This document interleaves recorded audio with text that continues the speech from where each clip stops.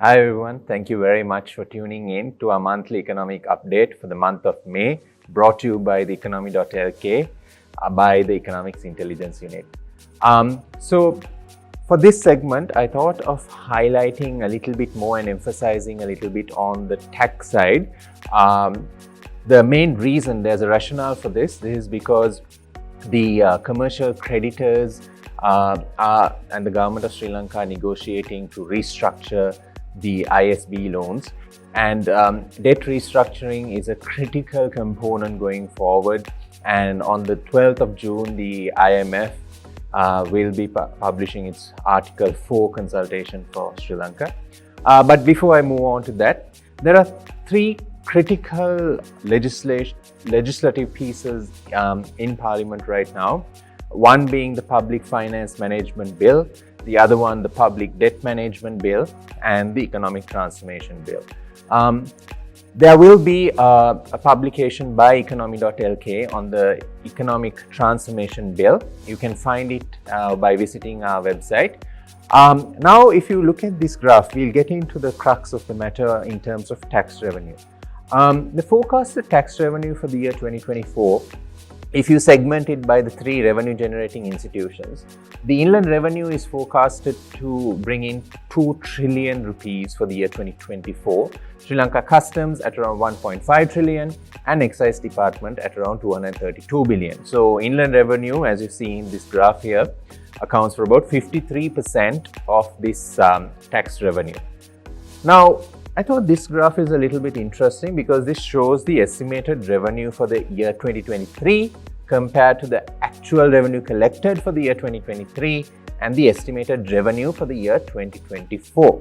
Now, if you look at the gap between estimated revenue for the year 2024 and the revenue collected for the year 2023, in between the three revenue generating institutions, you see that there is a significant jump. For example, inland revenue brought in about 1.5 trillion rupees for the year 2023, and their forecast is 2 trillion. That's a 500 billion increase. For Sri Lanka Customs, they brought in 974 billion in 2023.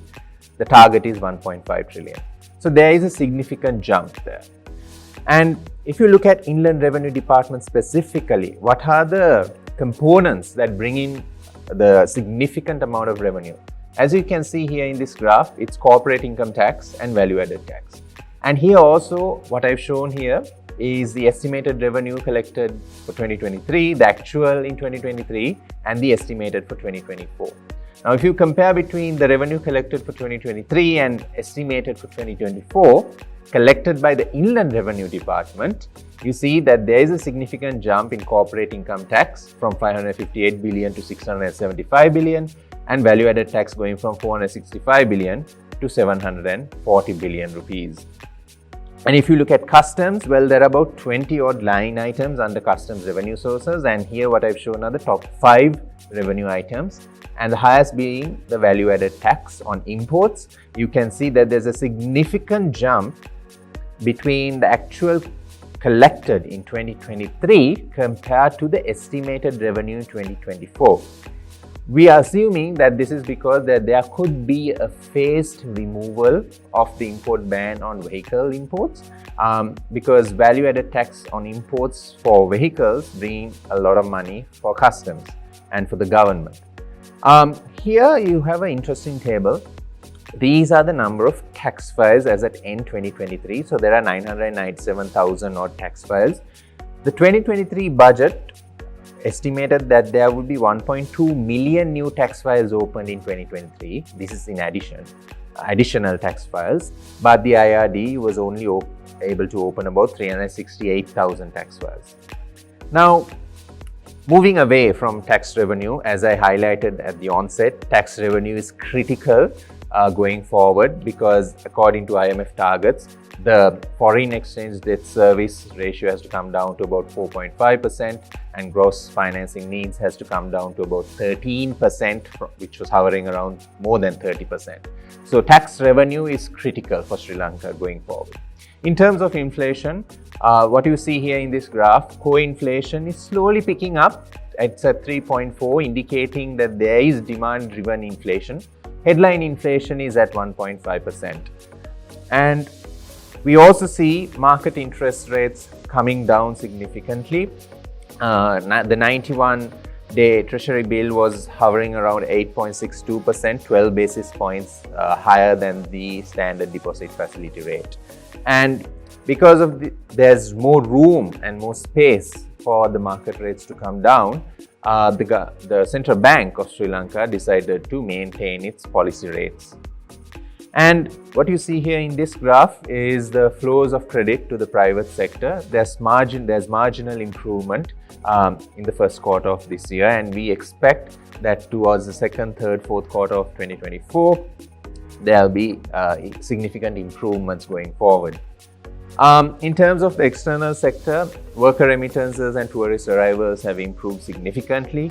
The first quarter of 2024 saw $1.3 billion generated from tourist arrivals, and in the first quarter of 2024, we see about $2 billion generated from worker remittances. Gross official reserves as at end April was at around 5.5 billion, which consists of the 1.5 billion currency swap with the public PBOC, and we see the LKR hovering around the 301 mark. And what I have highlighted here are the top 8 merchandise exports for quarter 1 of 2024. As you can see, apparel plays a significant role. But if you notice, compared to the first quarter of 2023, the first quarter of 2024 in apparel and in electronics and some few other items, there's a marginal drop, whereas in tea, rubber, coconut, diamond gems and processed food and beverages, there's a slight improvement. In terms of services exports, what we see here is transport and logistics has significantly improved for the first quarter of 2024. This could be due to mainly the Red Sea calamity that's happening and higher volumes of transshipment happening at the port. So that's all from our end. Thank you very much for tuning in, and we hope to see you in our next monthly economic update for the month of June. Do stay tuned in. Thank you very much.